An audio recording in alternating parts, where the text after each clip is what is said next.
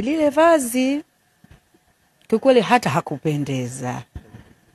Mtanisamee sio kwa ubaya, lakini hakupendeza.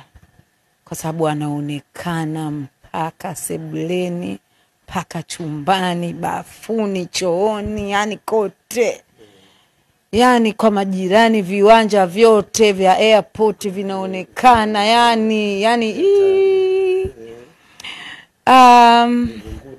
kote Vingunguti, yani kote. Mimi nadhani wanawake tuwe na washauri wazuri.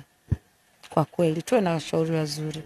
Yawezekana lile vazi labda angelivaa akiwa yeye na mtu wake ndani.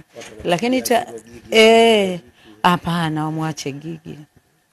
Gigi ni mtu mwingine kabisa tofauti na Wema. Gigi alijiangalia yeye, kwa Gigi sawa. Lakini kwa Wema sasa ndio kazi ndio kama ile.